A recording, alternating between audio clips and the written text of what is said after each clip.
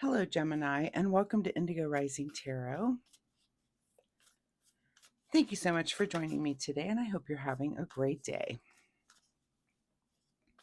This will be your weekly reading for the week of March 1st through the 7th. And during that time, we'll have a waxing gibbous moon, and that brings us in the same moon that we had here at the end of last week. So that is about, well, let's see. It's a calm time to work on things that we're working on, but it gives us we're able to be a little bit more flexible and make adjustments. So we've got that energy starting the week, and then the full moon, of course, comes in on the 3rd. And a full moon is about heightened senses and emotions. You might be prone to being a little overwhelmed or anxious or irritable. You might experience changes in your sleeping patterns. So it is a good time for us to practice releasing resentment and fear, and also to practice patience and calm when we're faced with that kind of energy. What can you do with that? We then move into the waning gibbous energy, and that's a time of self-reflection and rebirth, a good time to make positive changes and just really work towards achieving your goals and aspirations. So please keep all of those moon energies in mind. It's a lot as we move through the week. This will be an intuitive general reading for energies that you may or may not encounter, Gemini. So as always, please take what resonates today and leave what doesn't on the table for someone else. And your overall message for this reading is don't let pride get in your way. All right, let's see what the Gemini Collective has going on for the week. As I'm shuffling the tarot, my fun weekly reminder this week is that you keep a spiritual journal.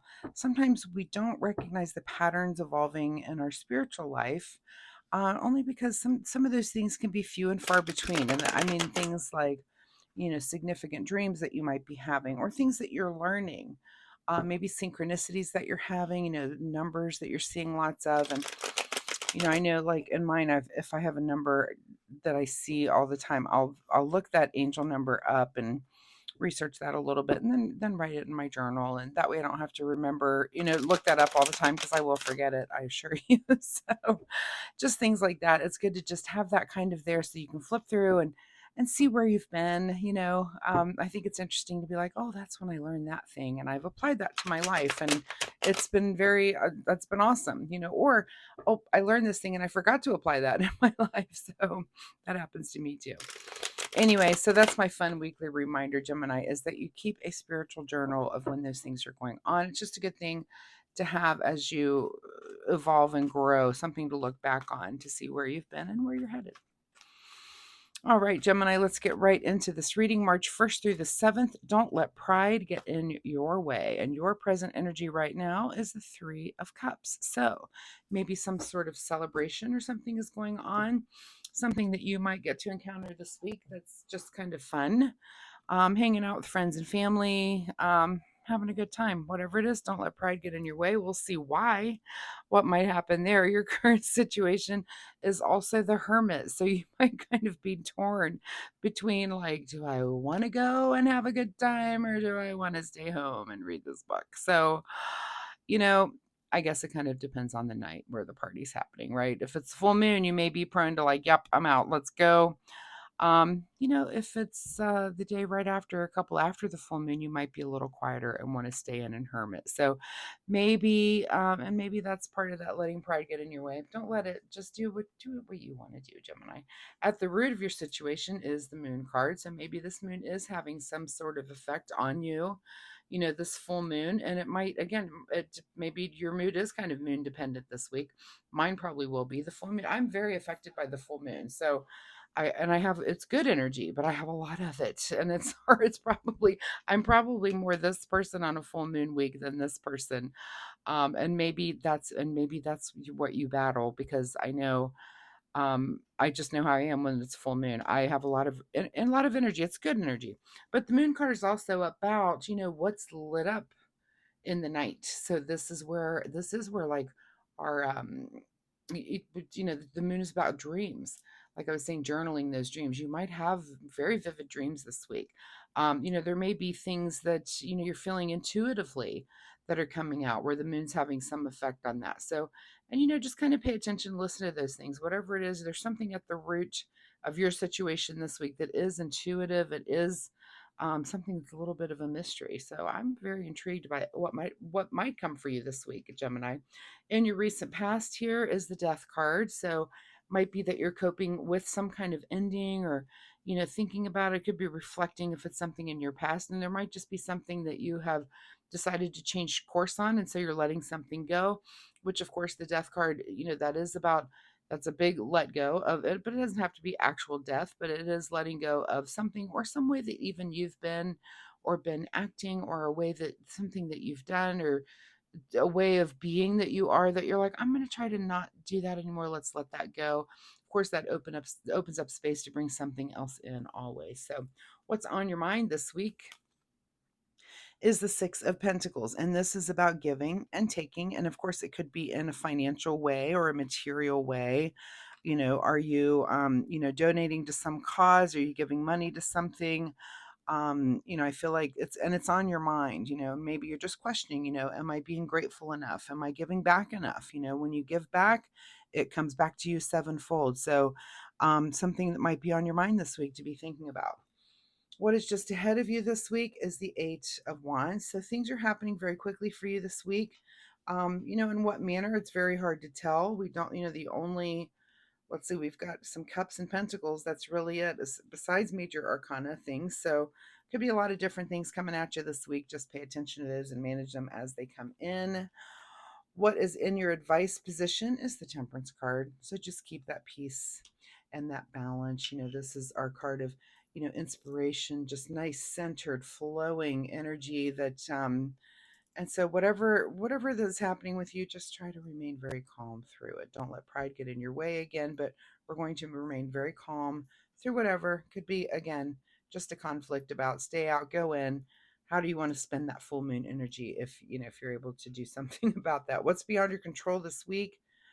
Also an eight. We've got a couple of eights now coming in. An eight. So there's gonna be a point where you're feeling like, how did I get in this situation? But this card is about, yeah, you're there, but you can think your way out of it. So think your way out of whatever thing it is, whatever thing's coming at you. You can certainly think your way out of it.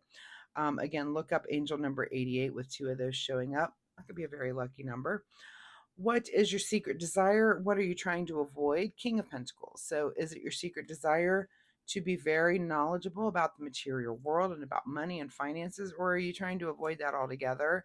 This week, with other things that are going on, it could be that'll be your big question of the week. So ask yourself that, am I in control of my material world right now? Do I know where everything is and what's going on? Or am I just not even trying to do that? So ask yourself that, and then, of course, act accordingly. In your outcome this week, Gemini, we've got the Queen of Swords. So the Queen of Swords is, she doesn't mince words. She tends to be very logical, like the King, but is also a little softer than the King. The King of Swords is very Spock like, everything is just logical. Where the Queen, although she is very logical, she's also understanding. It's not that harsh logic. It's logic, and then you can talk to her about it, right? So, or it's kind of also understanding how, the way others around you think and communicate, and kind of incorporating that, and just being careful. It's just a little bit more of that feminine energy, when it comes to emotions and also communication. So that's where you end up at the end of your week, is kind of the softer side of the logic coin there. What is hidden from you this week, Gemini? And that is the Three of Wands, which is about travel or new ventures. And so nothing new right now. I feel like you're just dealing with things that are coming in, and things that you do have to manage and deal with, and that's fine for the week. Um, just get through it, and I think you'll be good. There's a lot, like I said, a lot of major arcana. I don't see any.